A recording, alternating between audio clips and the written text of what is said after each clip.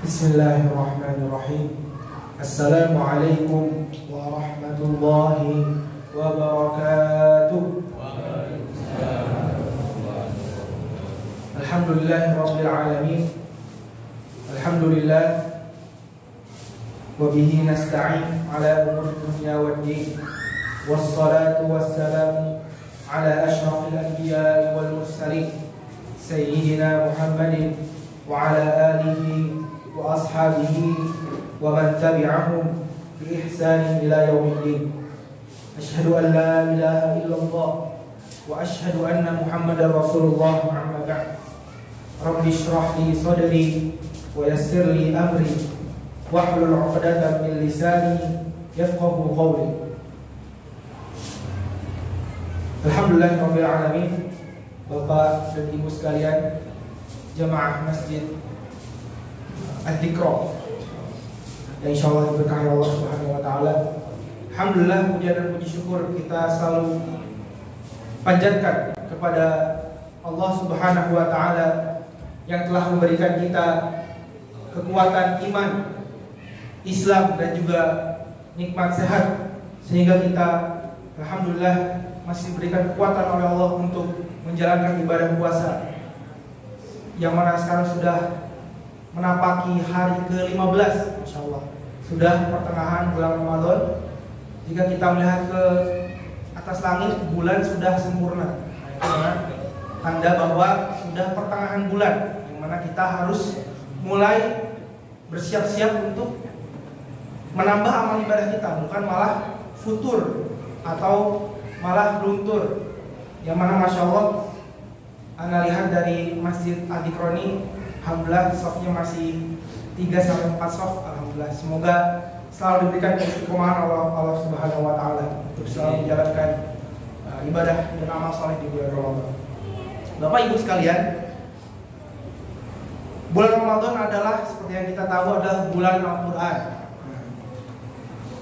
Kita dituntut dan disemangati untuk terus berinteraksi dengan Al-Quran. Nah, biasanya umat muslim berinteraksi dengan Al-Quran gimana nih? Bapak Ibu membacanya ya, membaca. Ini sudah pertengahan Ramadan. Alangkah baiknya kita naik level ya, upgrade interaksi kita dengan Al-Quran, upgrade. Gimana caranya Bapak Ibu? Alih-alih hanya dengan membacanya, alangkah baiknya kita juga apa Bapak Ibu? Mentadaburi ya, ayat Al-Quran, menghayati artinya. Bagaimana caranya? Semisal belum paham bahasa Arab, monggo, sudah banyak sekali Quran terjemah. Quran terjemah itu terkadang bahasanya Al-Quran itu tinggi, lihat terjemahnya pun belum tentu paham. Sekarang sudah banyak, silahkan bisa dibaca tafsir Al-Quran. Di situ tidak hanya terjemah saja, tapi penjelasan terkait ayat tersebut. Sudah banyak, yang paling mudah mungkin silahkan Bapak Ibu bisa di searching tafsir Al-Muyassar. Itu sudah yang paling mudah insyaallah untuk dipahami. Yang lebih detail lagi ada tafsir Jalalain, yang lebih detail lagi ada tafsir Ibnu Katsir. Itu masya Allah berjilid-jilid. Susah Ustaz, nyari bukunya di mana? Gak usah nyari buku. Sekarang banyak searching tafsir Al-Muyassar PDF, insya Allah langsung muncul, langsung bisa di-download. Bahkan ada aplikasinya. Misal kita searching Al-Fatihah ayat 1, itu langsung di bawahnya muncul tafsir Jalalain, tafsirnya seperti apa, Al-Muyassar seperti apa, Ibnu Katsir seperti apa, itu langsung muncul semua. Nah, itu bisa diusahakan, tinggal niat kita saja seperti itu. Nah, Bapak Ibu sekalian, di bulan Ramadan ini kira-kira ayat apa yang menarik untuk ditadaburi dan dibahas secara seksama?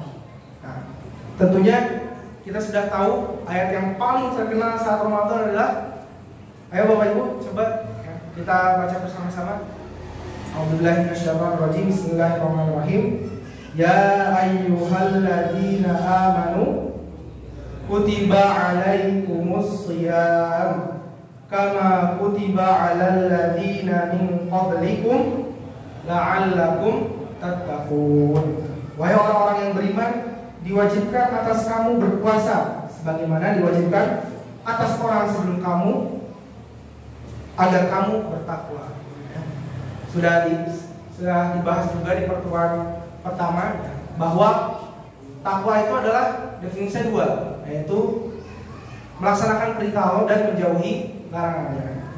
Nah, akan tetapi Bapak Ibu, ayat Ramadan ini tidak berhenti sampai situ. Tidak hanya ayat itu saja. Nah, kira-kira ayat apa saja yang membahas Ramadan? Coba kita loncat 2 ayat dari ayat yang tadi kita baca 183, sekarang loncat ke 185 Al-Baqarah. Nah, diambil sedikit saja cuplikan dari ayatnya, awal-awalnya saja, karena ini agak panjang.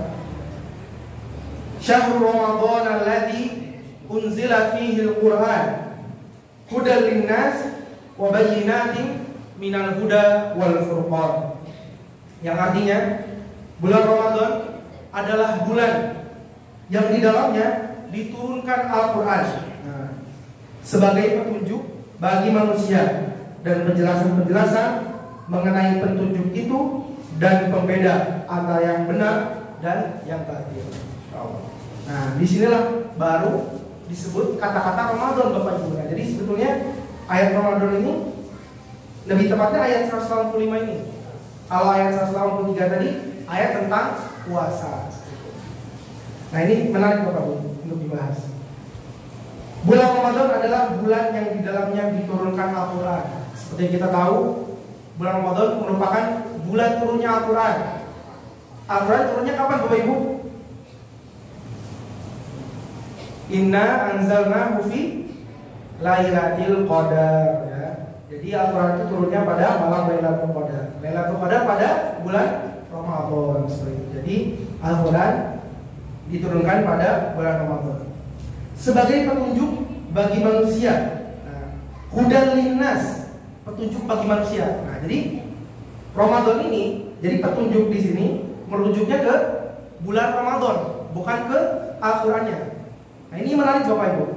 Al-Quran di ayat lain, misal di surat Al-Baqarah yang pertama, ayat kedua, Alif Lam Mim, dzalikal kitabul la raiba fihi hudal lil muttaqin.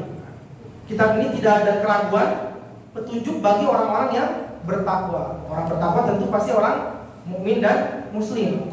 Itu Al-Quran. Tapi kalau bulan Ramadan itu dia disebutnya petunjuk bagi manusia, seluruh manusia, baik itu yang beriman, orang kafir dan sebagainya, orang musyrik, itu petunjuk bagi semua manusia. Nah, Masya Allah, jika kita telisik lagi Bapak Ibu di kehidupan sehari-hari, terutama di bulan Ramadan ini, sangat jelas terlihat bahwa betul-betul Ramadan ini tidak hanya dirayakan atau dinikmati oleh umat muslim saja. Ya, Masya Allah, apalagi belakangan ini ya, di media sosial banyak sekali fenomena ternyata saudara-saudara kita yang umat non-muslim itu juga ikut berburu takjil. Malah yang non-muslim itu berburu takjilnya jam 3 sore. Jadi yang mau cari buka malah gak kebagian. Insya Allah.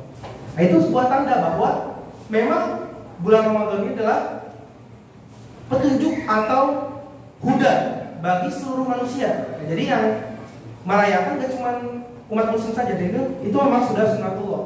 Nah, jadi semisal Bapak Ibu menemukan yang non muslim kok beli takjil juga, itu jangan dinyinyirin, gak apa-apa.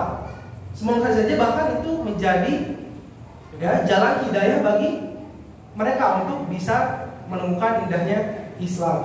Masya Allah, ketika mereka berburu takjil malah kita bantu, misalnya enak mana, misalnya. Oh ini kolak. Itu kan merupakan meskipun hal kecil tapi bisa menjadi jalan hidayah bagi saudara-saudara kita yang bukan muslim. Nah, lalu selanjutnya yang menarik untuk ditelisik adalah ya, di ayat yang 183 tadi, puasa tidak disandingkan dengan bulan Ramadan. Nah, jadi puasa hanya disandingkan dengan takwa. Jadi tujuan berpuasa adalah agar kita menjadi orang yang bertakwa. Tapi bulan Ramadan itu bukan disandingkan dengan puasa, tapi dengan apa Bapak Ibu? Dengan Al-Quran. Syahrul Ramadan alladzi unzila fihi Quran. Nah, Ini menarik Bapak Ibu. Para ulama menjelaskan, jika dianalogikan, ya, pernah nggak Bapak Ibu misal atau adik-adik misalnya lagi main futsal atau lagi main game, atau mungkin kalau yang ibu-ibu misal lagi ngerumpi misal, ya. Pernah nggak lagi ngerumpi main futsal atau main game itu kita lupa makan? Pernah nggak Bapak Ibu? Pernah ya? Nah, itu kenapa seperti itu? Karena manusia itu jika sudah tertarik pada sesuatu, maka dia akan lupa dengan yang lain. Dia akan fokus dengan hal itu, terutama apa? Makan. Nah, Allah pun sama. Jadi tujuan sebenarnya bulan Ramadan sebenarnya bukan puasa. Puasa tetap diwajibkan, tapi Allah yang Allah inginkan dari kita adalah meningkatnya interaksi kita dengan Al-Quran, sehingga ketika kita fokus dengan Al-Quran, kita sampai lupa makan. Seperti itu Bapak Ibu, hikmah. Itulah kenapa para ulama zaman dulu, Imam Syafi'i itu menghatamkan Quran sampai 60 kali. Masya Allah Bapak Ibu. Imam Malik, yang mana biasanya beliau itu mengadakan kajian taklim, ya, kajian ilmu, itu langsung ditutup semua, fokus untuk menghatamkan Al-Quran. Karena para ulama ini tahu bahwa Ramadan ini adalah waktunya Al-Quran. Udah gak ada yang lain. Al-Quran. Jadi, ya, hikmah dari kultum malam ini adalah silakan Bapak Ibu bisa tidak hanya membacanya, tapi sedikit-sedikit mencari dan mentadaburi ayat dari Al-Quran yang dibaca. Sedikit-sedikit saja, nggak usah banyak-banyak. Ya, mungkin dari situ kita bisa merasakan indahnya dan nikmatnya membaca Al-Quran. Tidak hanya membasahi mulut saja, tapi masuk ke dalam hati, dan semoga bisa juga dipraktikkan dalam kehidupan sehari-hari.